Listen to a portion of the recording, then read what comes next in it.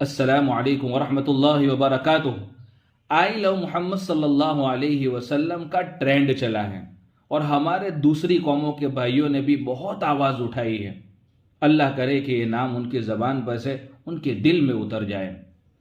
دوستو، وہ لوگ بھی سٹیٹس رکھ رہے ہیں، آواز اٹھا رہے ہیں، اور مسلمان بھی صرف سٹیٹس رکھے، سٹوری رکھے اور ڈی پی رکھ کر ہٹ جائے، حضور والے کام نہ کرے، تو ان میں اور ہم میں فرق کیا ہے؟ اللہ کے نبی علیہ الصلوۃ والسلام سے سچی پکی محبت کا تقاضا یہ ہے کہ ہم ہر کام ایسا کریں جیسے حضور نے کیا۔ اب دیکھیے، مسلمان حضور سے محبت کا دعویٰ کرتا ہے اور شادیاں غیروں کی طرح کرتا ہے۔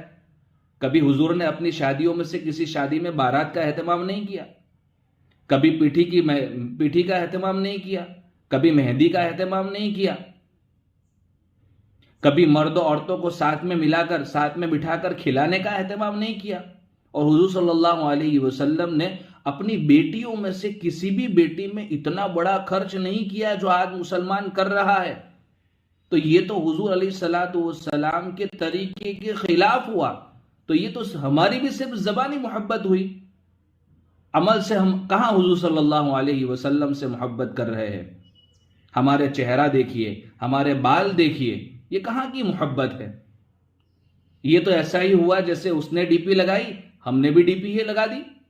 ہماری زندگی میں حضور صلی اللہ علیہ وسلم کے طریقے اگر 100% ہے تو پھر ہم کہیں گے کہ زبان کے ساتھ ساتھ ہم دل سے بھی حضور صلی اللہ علیہ وسلم سے محبت کرتے ہیں۔